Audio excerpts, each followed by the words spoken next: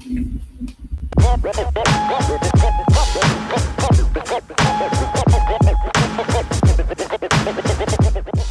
this is Pat Ricard, aka Project Pat, and you're listening to the Baltimore Beatdown Podcast, the best Ravens podcast on the planet.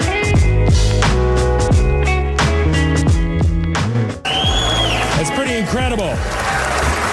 In fact, it's la-marvelous.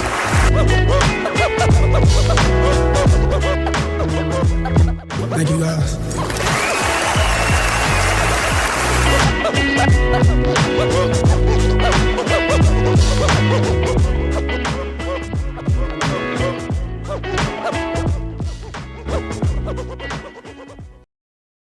All right, welcome on back to another edition of the Baltimore Beatdown Podcast. I'm Rootin' Tootin' Randy, and this is Jiggy Jake. October 30th. You might be listening to this at a later date, but we are recording a podcast because Stanley has officially been paid. It's my Stanley impression. The Office, ever seen it? Stanley officially been paid. Really grumpy. Have you lost your damn mind? Boy, have you lost your damn mind? Because I'll help you find it. Because I'll help you find it. Ronnie Stanley secures the bag. Stanley. I was thinking maybe like working like some sort of flat Stanley reference. I couldn't really. Stanley Kubrick. Yeah, I mean, listen, he's an artiste. He's a guru. At blocking, he is a guru. No, people don't talk about that. People don't talk about that. Yeah, but, Ronnie Stanley officially got the bag today in a move that was probably anticipated to happen at some point. But, as is becoming sort of theme with some of these Ravens extensions, you really don't necessarily know when they're going to be coming down the pipe. And it came down the pipe extremely unexpected today here on a Friday. So let me go ahead and see if I can pull these figures up. It was a 5-year deal, which was initially announced, I think, via, I don't know who got it first. Who got it? Was it Shefty? Who was it? I feel like it was Field Yates or Shefty. No, it was Shefty. Okay. I pulled up Field Yates, but I'm trying to get these figures up. So 5-year deal worth well over $100 million. Let me see if I can find the Shefty. Somebody had the figures. I believe it was $98 million, and then it was $70 in total guarantees, as well as, so we got $112 million in max total value, $47 million of which will be earned from September 13th to March 31st, 2021. There is $70 million, just under $71 million in total guarantees, and it is a 5-year extension, which will keep Ronnie Stanley in Baltimore through this season and then for 5 more. So the Ravens will have Ronnie Stanley through the 2026 season locked on down, and it feels good. And it like you said, it really comes at the most random times. The Marlon Humphrey one, there was like a 24-hour, maybe a 36-hour period where some people started floating that there was a deal, a big money deal extension coming out of Owings Mills that ends up being Marlon Humphrey. And then that, of course, spurs the question, when's Ronnie Stanley getting his money? Are they going to franchise tag him? I definitely have speculated a lot that it seemed like the franchise tag might be the way to go there. But the Ravens obviously felt that he wanted to get paid, or they wanted to pay him. They pay him 19.5 average annual value, which comes in a little bit short of Laramie Tunsil's figure, who obviously had leverage there. And with the two first-round picks traded to acquire him, Texans couldn't let him go. So Stanley, a little bit different, homegrown talent. The Ravens have treated him well. He gets a very, very big deal, and that's a Raven for life deal almost. Yeah, I mean, it might as well be. It looked like it clocked in at just under $100 million, so not necessarily breaking the bank. A lot of people making a big deal about how it is less money than Laramie Tunsil, which is kind of a funny thing to look back at. They've sort of vacillated between like people thinking one is more valuable than the other over the course of their careers, with obviously them getting off to 2 very different starts, where it looked like for pretty much right up until the draft began that Tunsil was going to be the first tackle taken off the board back in 2016. There was obviously a little bit of a situation, a scene the likes of which I'm sure you were very familiar with back in your days at Towson, that got him, sort of torpedoed down the draft board, and Stanley obviously goes at number 6 to Baltimore. Who knows? Maybe they would have taken Tunsil, but they wound up with Stanley. He's been the guy since day one, pretty much, starting there at left tackle. Like Eugene Monroe was kind of weirdly still in the picture. That didn't totally work out. So it just it was Stanley from day one. And since then, he's been pretty much the guy and developed his game into an all-pro, and he's extremely, extremely deserving of this. So I'm sure we'll get into corresponding moves and the cap figures and all this kind of stuff. But for right now, I think like I was kind of hitting on with the Ngakoue thing, they just signed one of their best players, and that in and of itself is worth celebrating without getting too deep into the tea leaves quite yet. Yeah, absolutely. It is good to see the Ravens 2016 and 2017 first round picks. Stanley was Jamal Lewis was, I can't recall if Jamal Lewis was picked by the Falcons and then traded to the Ravens, or if the Ravens traded with the Falcons and then picked him themselves. I'm pretty sure it was actually the Falcons. Anyway, Jonathan Ogden, Peter Boulware, Jamal Lewis, Ronnie Stanley with the 6th overall pick. So he's the 4th highest pick kind of in Ravens history there. And it turned out really well. Laramie Tunsil has that, gas mask, bong rip situation going on.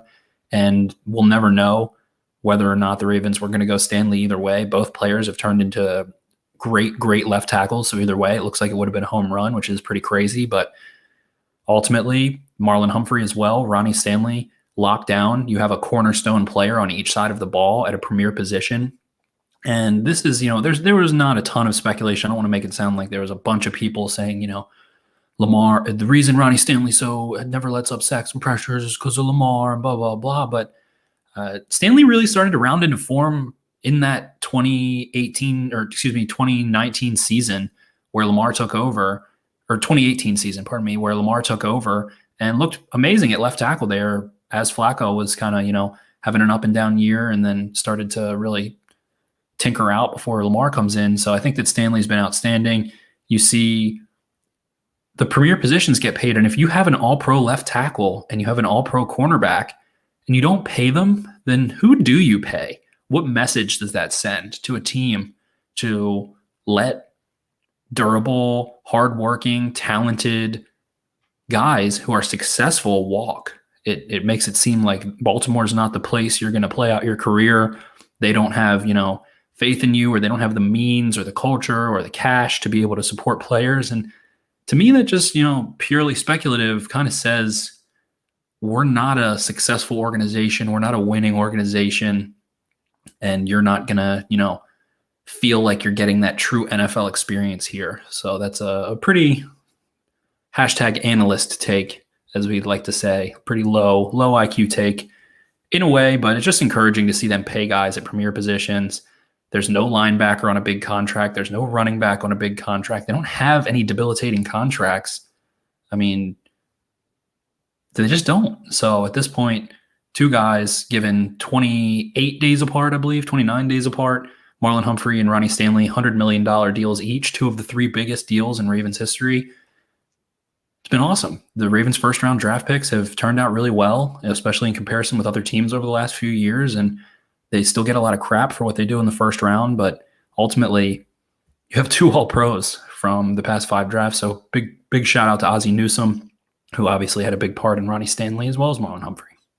Yeah, it kind of feels like there was maybe a little bit of a groundswell. I know Voss was kind of on this about how Lamar sort of makes offensive linemen look better, so you kind of don't have to pay a guy like this necessarily. And I don't totally disagree all the time. I think I tweeted that that's probably fine for more kind of ancillary guys, particularly on the interior, but sometimes at right tackle as well. But for me, that just doesn't apply to a left tackle, especially not one of this caliber and not one that has been around longer than Lamar and played well and been a Pro Bowler, I think, before Lamar was even here. So I think this is a guy that, independent of situation, you kind of just have to lock him up, not get too cute, don't overthink yourself. And you said the #analyst not informed opinion thing, maybe, but if falling on the side of yes, they kind of had to get this done makes me an uninformed, not thinking too deep into it fan, then you can consider me that all you want, because I think this is definitely the right move to lock him up for whatever the numbers are, and you deal with it later, because you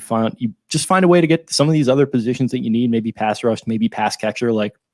It's really not talked about much, how much other teams make drafting wide receivers look so freaking easy. Not even just the Steelers, plenty of teams, and obviously that hasn't totally applied to the Ravens, but they've at least started taking swings. They've started drafting several different guys. They've drafted, I think, 6 within the first 3 rounds the last couple of years, as opposed to, I forget the exact number, but it was like they were pretty close over the course of the 20 years that Ozzie was in charge. So they're taking more swings. They're kind of figuring it out at some of these other positions, which is fine with me. I mean, it's not necessarily easy to draft and develop these wide receivers, as the Ravens have shown. But if you want to go all in on a guy like this with money and then maybe try and take that approach, I'm not going to totally begrudge you that, because it already looks better under DeCosta than it did under Ozzie for those couple of years.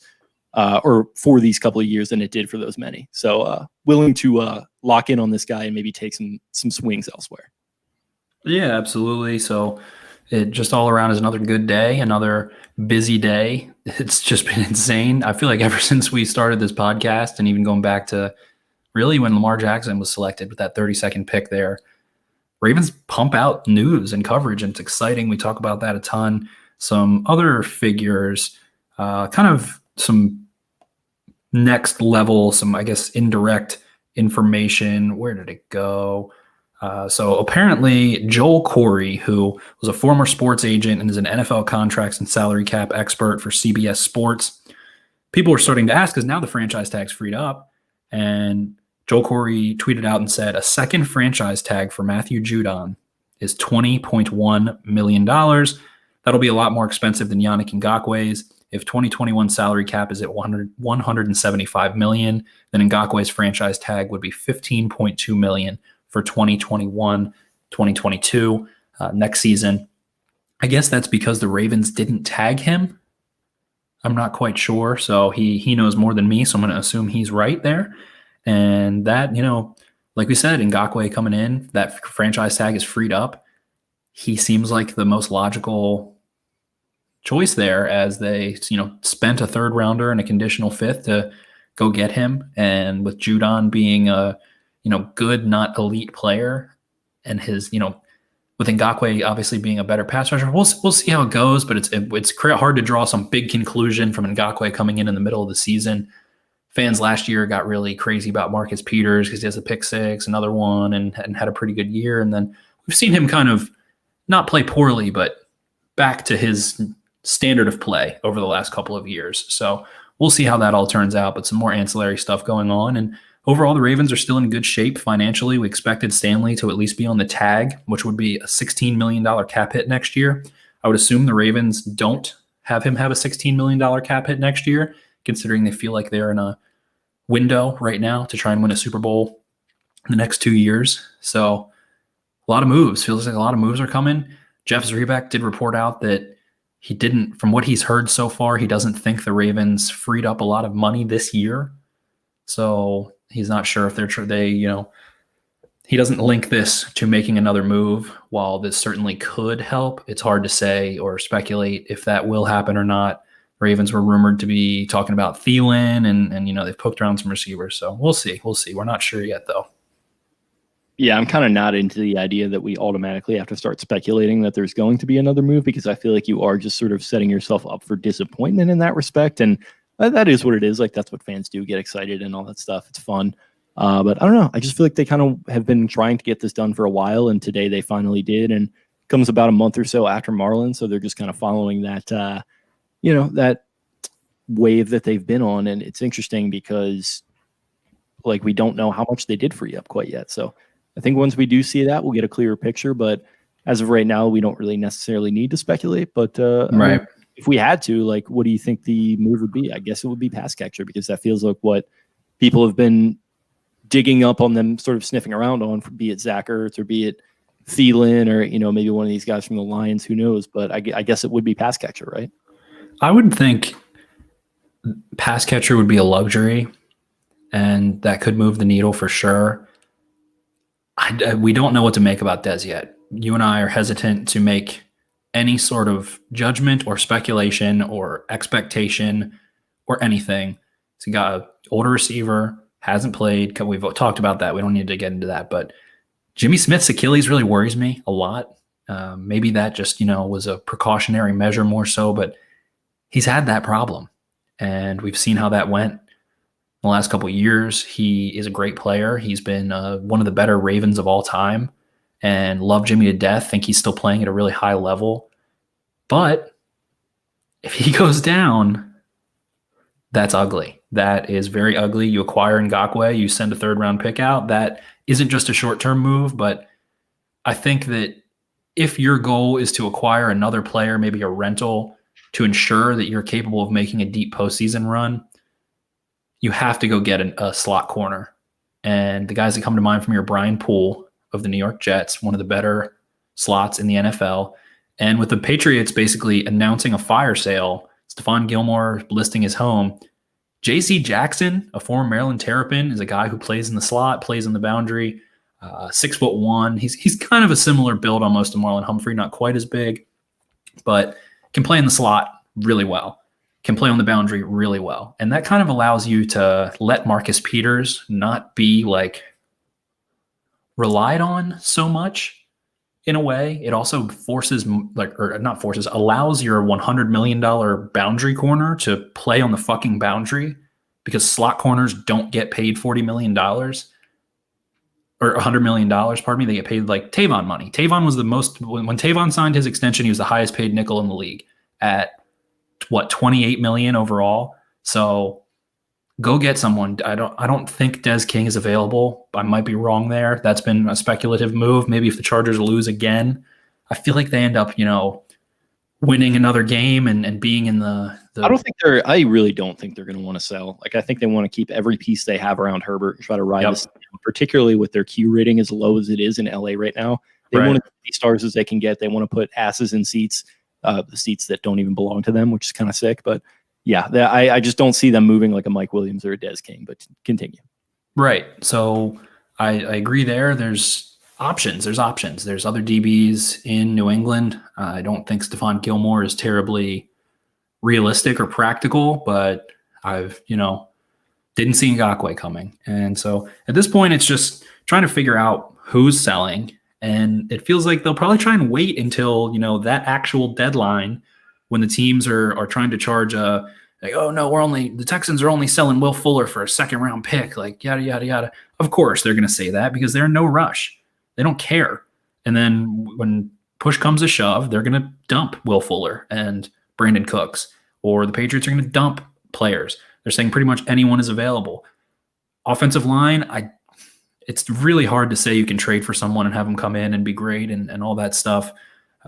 That's difficult to project, but I would think that the need, long story short, is in the secondary and adding another pass catcher, whether that's a tight end or a receiver that can stretch the field vertically and sit down in spots and just be a calming veteran presence, would be a welcome addition. So we'll see what happens. They might not make another move. I would love to see them get a slot corner. Shout out to you going into the your dark web mode and finding the Brian Poole rumors and bringing them into the light, because that was a fun 45 seconds when I thought they'd maybe acquired him. Yeah, there was someone speculating that. There was just like not anyone verified, but he's the fourth highest graded corner according to PFF and man coverage. I don't love grading DBs without knowing the assignment or knowing the coverage, but I feel like they're pretty good with just saying man coverage, because it's man coverage, the responsibility, and then you can grade the player appropriately. But a lot of stuff in zone is really weird. A lot of grading defensive players is weird. So much of it is reactionary. You don't know their rules. Like if an offensive lineman is zone blocking, their job. You know who they're supposed to get. A lot of them look the same ultimately. So it's tough to grade players and stuff like that. But man coverage I like, and Brian Poole, a good player that is a rental. He is cheap, and I would like that a lot for the Baltimore Ravens. Great name too, Brian Poole. That's an NFL name. Yeah, it definitely is. Anything else on our boy Ronald Stanley? Notre Dame's finest. If you're an offensive lineman, like you're trying to go to Notre Dame. I mean, as we've talked about off the airwaves, maybe not going to be doing so well in certain categories off the field, but as far as on the field, if you want to make it to the NFL, you go and suit up for the Fighting Irish. Oh yeah, Quentin Nelson, Mike McGlynn. I mean, on and on and on and on. And I actually just watched Brian Baldinger's film breakdown with Quentin Nelson yesterday as I enjoyed some breakfast. And he talked a lot about Notre Dame and what it was like there and some of the things that he was able to do. At the screen, he was like pointing things out. Who? Baldy with his pinky is all. Oh yeah, he's like effed up. Yeah, with his crooked finger. Okay, setting up here on the The 5-yard line. Look at my guy, Mike McGlinchey, over here. I love Baldy. He's awesome. Whenever he has an offensive or defensive lineman into those film sessions that are on NFL Game Pass, he immediately, the first thing they start out doing is like standing up and seeing how long their arms are. So Baldy's like, I got long arms. I got pretty long arms. And he like shoves into them. Like Orlando Brown did one too. And he's like, I don't know. How do you get into this guy's pads? Calais Campbell also on there. How do you get into this guy's pads, man? His arms are so long. Look at that wingspan. My favorite is his ones that he does to Twitter, because there's like very limited production value. He's just like filming his iPad or whatever with his phone, and he's like pointing things out. Like you can tell he's not talking to dual mic or anything. Right. Just totally unfiltered. And my favorite thing was in week 1 when nobody had the tape for like days. And he was like tweeting out clips from the All-22 like on Monday, and everyone's like freaking out at him. And he's like, of course he's not responding to any of it. He's like, no, that's your fucking problem. Like, yeah, that's not my fault. I don't do anything technical in any possible way other than press the clicker. Yeah. And Evan, no, that was not my Jim Rome. That was Brian Baldinger. That was not the Jim Rome. Shot of my Jim Rome impression. We got Ronnie from Las Vegas getting the absolute bag. Manny Pacquiao and Floyd Mayweather are going to absolutely get after it. They are going to get after each other. Manny equals fraud. Floyd going to play a little defense, get the bag. He's the money man, money team, also Team Toke. Going to take a fax now. Got Evan. Love Evan in Calabasas. You're on the air. He's actually You're on the air with Jim Rome. But what do we got? We got some comments. We'll get into some Steelers. Evan Ash, it is Friday, boys. Absolutely. Prochet, a bigger role this weekend. Dub2 Fresh asks, yeah, I think so. I think we maybe see him catch his first NFL pass. Maybe it's a whip route for 6 yards or something, but his usage has also gone up in addition to Duvernay. Jonas Schaefer did a nice little interview and article with Miles Boykin. And Miles Boykin just took full responsibility, as expected, of another nice Notre Dame guy, and said, it's not a communication error. It's a Miles Boykin error. I am messing up. And he's like, I swear, if you go back and look through every snap I have, I don't have that many mistakes. It just so happens that we're on a run first team. And I've had 3 mistakes in the last couple games when the ball was headed my way. So, can't do that. Not acceptable as an NFL player. Took full responsibility. And I think the best thing for him is just cut his snaps a little bit down to like 40%, 35, 30%, and also give him a couple more targets, like decrease the usage and get his feet wet in the game again. Like actually throw him the ball 2 or 3 times in a half and and then kick up Prochet a little bit, kick up Duvernay a little bit, a little less Ricard. We've talked about that. So I think those are definitely possible things. We also have Zach Canner saying extend Yannick, tag Judon, and trade him for a second. I think that's tough. Tougher than I thought. On the tag? So Judon has to sign that tag. I think. So what the Ravens are probably going to do, I would assume, is try and do what the Panthers did with Josh Norman in 2016 or 2017, where they're going to shop him. They might say they're going to have him sign the tag. They might, declare that they're going to have it, but not actually have him sign. And it's not like Judon can just sign it. They have to send him it, or he has to come in and sign it himself. So everyone's like, well, what if he just signs it? But they can be like, all right, yep, there's a deadline to tag players before the draft. They can announce they're doing that. Judon's not going to be in a rush to sign it. He might get really pissed if they take him off the market, but it is an industry. It is a business. So, then shop him around, see if you can get, a third, a fourth, because he would hit the open market otherwise. If not, then you rescind the tag ahead of the draft, and then he's an unrestricted free agent and you're off the hook. I feel like they're going to tag Ngakoue and then try and extend him. That's my speculation. Okay. Interesting. What else we got in these comments? Shout out to is Jake going for Andy Reid facial hair? Listen, I'm not really going for anything, but I could see that a little bit looking at myself here. He truly is the shutdown cornerback times yours. Really love Ben Rose. Pat out there drawing some things up for him. We're really going to go deep with Tyreek this week and have ourselves a good time and eat some hamburgers. Get a nice burger after this win. Chiefs football. How Ben about Rose. What'd you say? How about them Chiefs, baby? That's what he says. Yeah. How And then about he them runs- Chiefs, baby? And he runs through the brick wall like the Kool-Aid man. I love it. I love Oh it. yeah. That's What the is worst the- part about the Chiefs being the Ravens' fathers is that Andy Reid is like the best. Yeah, he kind of is. As much as I have turned the hate corner on Mahomes, I don't think I could ever hate Andy Reid. No way. Andy Reid's the best. Ben Rose, what is the light at the end of the tunnel regarding the right guard position? This season, the light at the end of the tunnel is that they have an average right guard. That Phillips or Powers or Macari or one of those, or Fluker, I don't mean, who knows, but that one of those guys is average. They are, they would start on half the teams in the league or 20 teams in the league. That's the quality of play you're getting. And they can just not be like a glaring weakness. This is going to be a rough matchup. Tuitt is going to be over there for the most part. Hayward usually plays over the left guard, over Bradley Bozeman in that area, the 3-tech, 1-tech on the right side, and Tuitt on the left side. So it's going to be tough. But they got trial by fire with Fletcher Cox, who I won't say really is like better necessarily, but he is certainly. You can't say Tuitt is better than Cox. You can't say Hayward's better than Cox. All three of them are elite interior defensive linemen, so it's going to be tough. And you got to think the Steelers are licking their chops, foaming at the mouth. Marshall Yond is finally gone, and they're like, oh my God, we get to feast finally upon a not incredible guard in Baltimore in this big rivalry. So it's going to be interesting to see how that plays out, and you can hide one lineman. That is a well-known thing. That's something Baldy always says. You can hide one lineman. You can't hide two. When you start trying to hide the deficiencies of two offensive linemen, that's when you're really in trouble. So last year, I think Bozeman was the one that they had to hide a little bit. He looks so much better this year. Don't have to hide him. Can let him do his thing. Work over there with Ronnie Stanley. Yeah, he can do his thing. Yeah, he really does whatever he wants. Yeah, for sure. For sure. Yeah. What were you saying? But yeah, they don't have to hide Bozeman, Skura.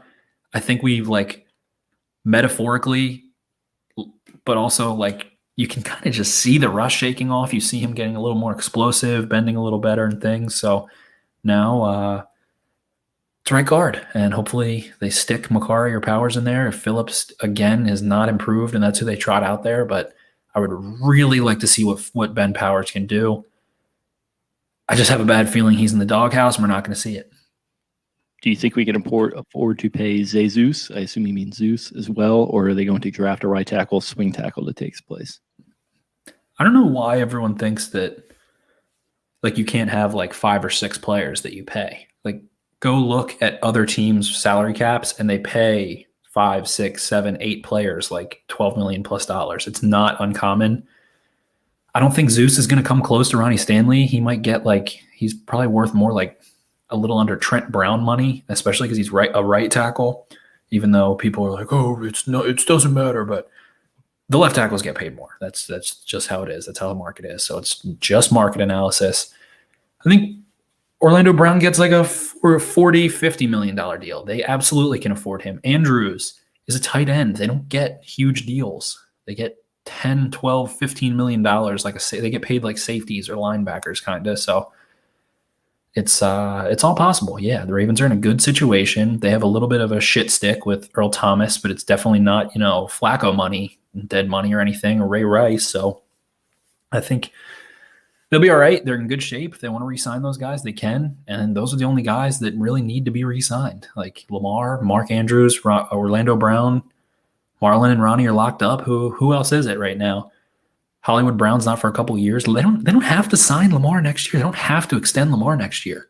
Like he might start getting a little testy or something, but look at in comparison, look at what the Cowboys have done with Dak Prescott, who didn't have a 5th-year option, right? But that gives you another year. Lamar will get paid in that 5th year no matter what, and the TV deals are coming, and it's smart to pay players ahead of those TV deals because then the cap's just going to shoot up. So if you pay them now, it's going to be so much cheaper than paying them later. Also, all the value is just down right now with the just markets in the tank across the globe. So right, it's literally buying low. What else we got? Any good questions? Why do they still owe Thomas? I'm salary dumb because he has guaranteed money that they have to pay him. He's also his grievance against them as well. So Yeah, he's filing a grievance because the Ravens are going to try to not pay him. They're going to say that he had conduct detrimentals to the team. Apparently, with the fight, they have a history of him missing meetings and blowing things off and being late and all that stuff. So who knows? I don't have expertise on that. On those situations particularly, they don't get resolved until the offseason. They currently have $5 million tied up with that. That's kind of just frozen. That gets set aside in case Thomas wins the grievance or whatever. But it's guaranteed money. It's money that he's owed in that contract. So that gets taken out of your cap. And when you cut players before you pay them their guaranteed money, you get it reduced against your cap. That's just the law of the land. That's the cap structure in the NFL and the NFLPA. Absolutely. Okay. Is that all we got? Yeah, that's all I got in questions. So let's do a little Steelers talk. Cool. So what did you want to bring to the table? It sounds like you revisited, I wouldn't say revisited your takes, but you revisited some analysis, and you have some more you maybe want to offer about at least their offense and the way that they operate.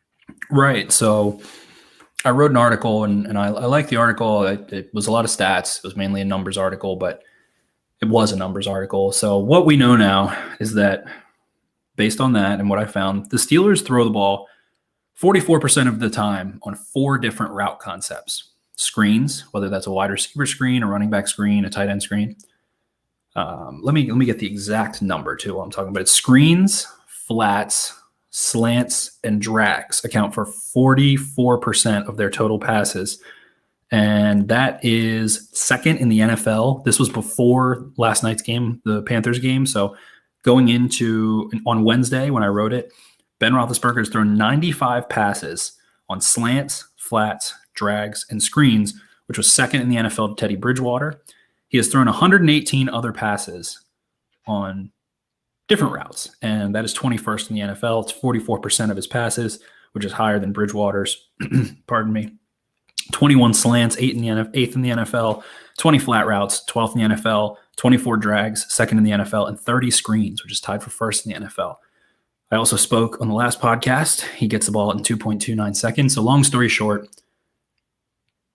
they throw the ball quickly. We talked about that. So my resolve was press and play outside in, make him throw the ball over the middle of the field. If you look at his spray charts where he throws the ball in the field, a lot of it is on the outside, not a lot in the middle. When he throws deep, he has a 73 passer rating on passes 20 plus yards. He only threw 3 passes against the Titans over 20 yards. 2 were picked. The other was incomplete. But you can't just press, because what the Steelers do to prevent that is they'll line up a bunch stack, 3 receivers, 2 of which off the line of scrimmage, sometimes 4 in a quad stack. What that does is allows the point man, which is the man in the middle of the stack that is on the line of scrimmage, to pick and rub, create some motion. And since the other receivers are off the line of scrimmage, you can't jam them at the line of scrimmage. They're not on the ball. So they run concepts out of that, and they're really good at it. They, Ben's pretty accurate underneath, and they try to pick you apart. What you can do is have your linebackers funnel over there. You can have them, lean that way, slant that way in their coverage into hooks instead of curls, kind of getting to the numbers instead of between the numbers, and funnel it that way. If the Ravens make Ben Roethlisberger hold the ball, they will win this game. He is not good when he holds the ball over 2.5 seconds. He has an 83 passer rating, according to PFF. Over 20 yards. He has only thrown 11 of his 21 attempts on target, which is actually the exact numbers of Lamar Jackson, 11 of 21 on target. Roethlisberger has 7 completions. Hold the ball, win the game. That's the name of the game. You can't just press. So you're going to have to get your linebackers involved, and there's going to be guys on the other side one-on-one, and I'm really worried about Jimmy Smith. If he can't quite go, I feel like he's going to suit up, and if he ends up having to leave this game, I don't know who the hell's playing cornerback. It's going to be Khalil Dorsey, Terrell Bonds, those guys. That's not great, Bob. Not great. Yeah, I mean, it sounds like sounds pretty much like what I've seen in the limited amount that I've watched them, where it's just kind of death by 1,000 paper cuts, Josh McDaniels-y type thing. So it's going to be very interesting, and I think where I kind of get interested with the Jimmy thing is like, I'm not necessarily confident that one of those other guys are going to break out, but maybe like size-wise, they present a little bit better of ability to keep up with these guys going east-west. I don't know. Is that any kind of a benefit? Because I feel like Jimmy is more of a rebounder type guy.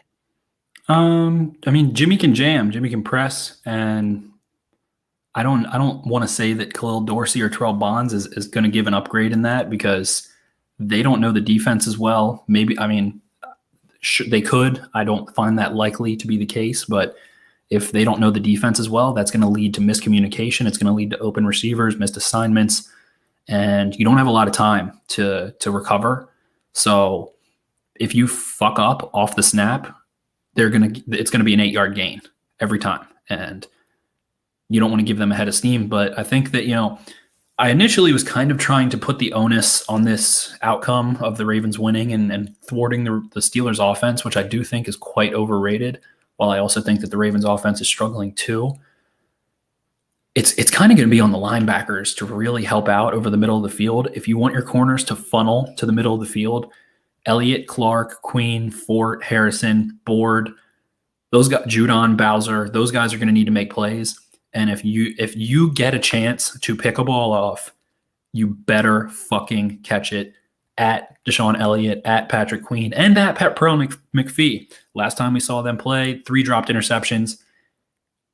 If the Steelers don't turn the ball over, I think they win this game. If Roethlisberger is able to get the ball out in under 2.7 seconds overall in this game, I think the Steelers win this game. For me, I don't see the Ravens having a great day offensively against a more talented defense than the Ravens offense.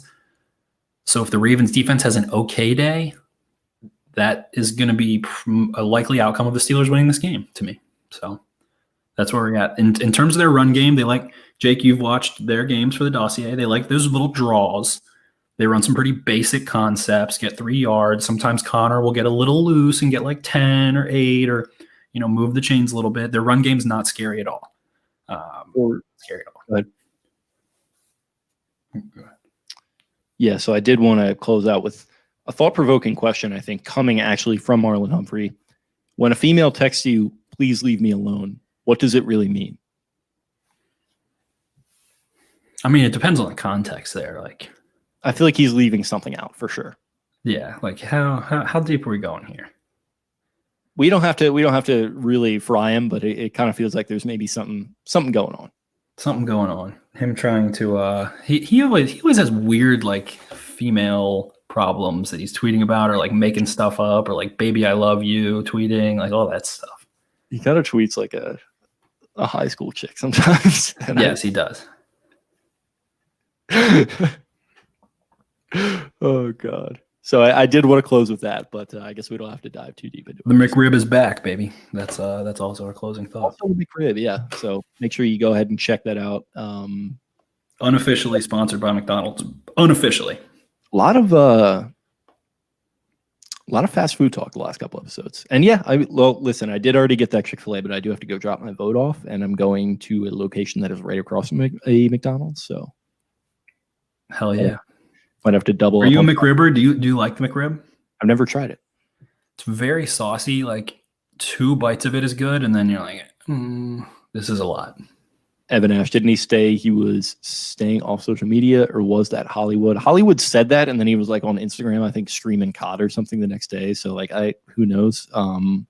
Wendy's is devastated that you switched brand loyalty. So I think it wasn't like I don't think Hollywood saying he was off social media was like a 0 Dark 30 LeBron thing, but it was like that's also like a little bit disingenuous, because LeBron like would do that, and then he was like liking perfect booties pictures and stuff on Instagram. So those are well documented. Yeah. Those are well documented. But I think Hollywood was just trying to say like, I use social media for me. Like, if you want to get in touch, like hit me up privately. Like, I'm not doing that shit on here anymore. He saw like one of RG3 like shared one of those live, laugh, love posts that said like, stop texting people back and see how many dead plants you've been watering. And he's like, yeah, I'm with you on that. I'm going to stop watering these dead plants. Hit me up if you want to hang. But other than RG3 loves the euphemisms and the like morality type stuff. He should be low-key like a sloganeer when he's done playing. He's going to be like a Tony Robbins watch. Like, he's going to be a motivational speaker. I can picture him with his braids and a nice dress shirt tucked into some really nice dress pants. And like, I was like speaking, like I was down. My knee couldn't hold up. I thought I was going to be this great quarterback. I was down. When life gets you down, you have to blah, blah, blah, blah, blah, blah, blah. That's crazy, man. By the way, did you see that video of that deer getting hit by a dude in his car? If he winds up on Rogan, then I'm fine with it. Yes, exactly. Holy shit, Jamie, see if you can pull that up. Shout out to young Jamie the Goat. People are giving Rogan a lot of flack for that Alex Jones episode where Joe, essentially ever since he kind of got fake newsed on that Portland wildfire issue or that Oregon wildfire issue, he has Alex Jones on. Alex Jones is going crazy. Every single time he was like, Alex, stop. Jamie, look that up. Let's find a source and see if that's accurate. And a lot of it was. So people are giving Rogan a lot of shit for Alex Jones, but like, listen to the episode. That's all I have to say about that. Yeah, I love Joe. I'm no Alex Jones fan, but it sounds like they handled their business a little bit better this time as far as that goes. And I think Tim Dillon was there too. Tim Dillon loves Alex Jones. He said he used to like fall asleep watching it every night when he was 13 or something, like InfoWars. And Alex Jones gets completely blacked out, and Joe is obviously sober for October. So go give that a listen, folks. It's crazy. Also, young Jamie just beat COVID too. So maybe you're proving to be the young Jamie of this podcast, even though that's kind of the role that I play. Young James. Okay. Young James. Anything else? We're running over 40 minutes here. A little bit of an impromptu episode. We had a cancellation for an interview. So it's going to be an interview episode with some Ronnie Stanley news, getting to some Steelers thoughts, but turned into a more casual lunch hour. Hope you guys enjoyed, and thank you so much for listening. Hopefully the Ravens are able to handle business in a tough divisional matchup against their rival Steelers this weekend. Absolutely. It was a fun one. Appreciate you guys tuning in at this odd hour, and stay tuned early next week for our recap of the Steelers game. And then hopefully we hearing rumors that interview is maybe going to be rescheduled. So hopefully have it for you next week. We'll see what happens. Who knows? But in the meantime, do appreciate you guys checking us out. Make sure you check us out on social media. You can follow the show on Twitter at Podcast Beatdown. You can follow me at Jake Luke. That's LOUQUE. You can follow Spencer at Ravens4Dummies. That's the number 4. Follow us on Instagram at Baltimore_Beatdown for all the great content that Spencer pumps out on there. And check out the website, BaltimoreBeatdown.com, for all our great written content. Love you guys and have yourselves a great weekend. See ya.